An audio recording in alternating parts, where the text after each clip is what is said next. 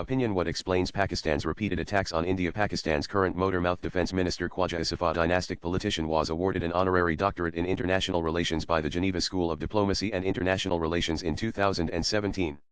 That institution must be wondering how to withdraw that honor given his recent statements, including saying on Friday that Pakistan no option left other than full-blown war in response to India's supposedly increasingly aggressive posture. His bizarre statements, such as citing social media posts as proof of shooting down Indian warplanes and admitting Pakistan had been doing dirty work for the US for 30 years, could be ascribed to dementi or plain stupidity, belying his LSE degree. But the blame for his barrage of unguided missiles must also be blamed on an inadequate idea about India.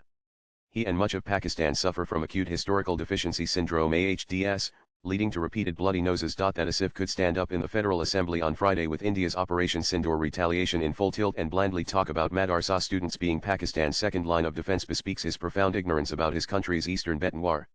He may have finished the Pakistan segment of his education by the time the first indigenously produced history books were inducted into the school syllabi, but he has clearly imbibed its principal contention. A prolonged epidemic of AHDS has led to a brain bug that has left Khwaja and his compatriots laboring under the delusion that India and Indians are no match for Pakistan and its dowdy Muslim Qawm, because the latter had ruled over the subcontinent and its majority Hindu population for centuries. They have been taught to believe that one Pakistani can take on 10 Indians, or maybe even 100, but are left in the dark about historical events which thoroughly debunk it. And it is all because, unlike the never-ending ideological wars over history raging in India, Pakistan has been pushing its own exclusively Islamic perspective internally on the region's past since the 1960s. Pakistanis now know practically nothing about this region's tumultuous 2,000-year pre-Islamic history of the place currently occupied by the land of the pure. The consequent onset of AHDS has led to them initiating and losing 4 wars already, and now a 5th one. For over half a century now Pakistan officially believes pre-Islamic Bharat never existed, explains why it never gives up trying to destroy us. The Palestinian terror group Hamas also exhibits AHDS by denying Jews lived in the region that is now Israel for millennia before Islam even existed, and asserting it has a prior claim. Hamas recently revealed visit to Bahawalpur, the headquarters of Pakistan's terrorist organization Jaish-e-Mohammed, was therefore not surprising. At the heart of Pakistan's continued fostering of Islamist terrorists is ignorance of the two countries' shared formative history, as well as an official diktat to promote the greatness of Islam through selective reading of the past. This has radically and irrevocably changed how people think across the Radcliffe line. Pakistan Army Chief General Asim Munir's assertion before the Pahalgam attack that we are two different nations would not be contested by his compatriots today. Remnants of the nostalgic siblings separated by history line linger on only among a section of Indians who suffer from acute nostalgia surplus syndrome (ANSS). Luckily that ailment is heading towards eradication, because India has reached a level of prosperity and self-confidence that obviates excessive yearning for a sibling reunion. India knows what it is and stands for now. Thanks to the spread of AHDS, though, Pakistan is still conflicted about its true identity. As the word India is derived from the Greek one for the land of Sind Indica, many AHD-stricken Pakistanis today may well think Pakistan is India rather than a mere beneficiary of a historical happenstance that left that province in its kitty.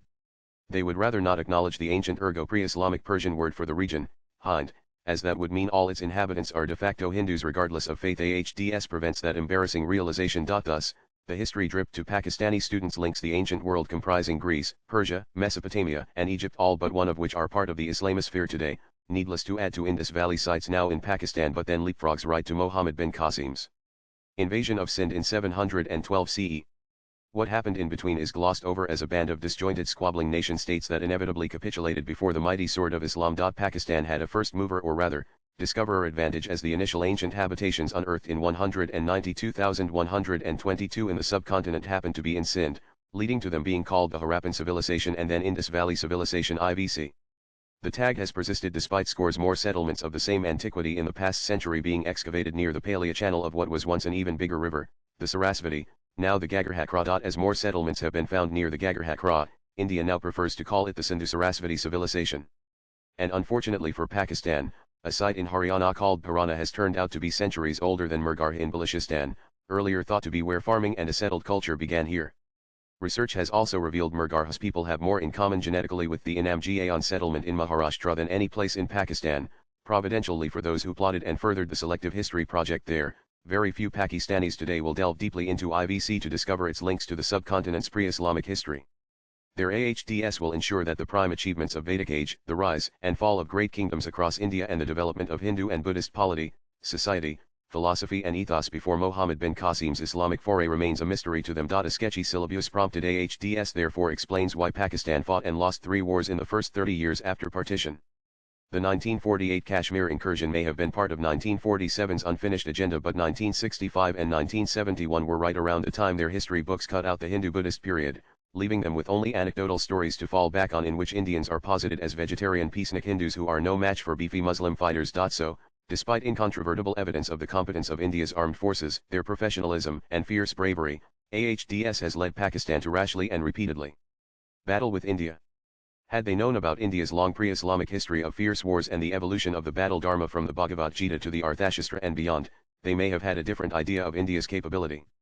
But sadly, most Pakistanis do not even know they have AHDS. Swipe left for next video. India should consider somehow distributing millions of copies of history books all over Pakistan that would inform AHDS afflicted Pakistanis, especially Khwaja Asif, about what really happened between the Iviks and the Islamic invasion.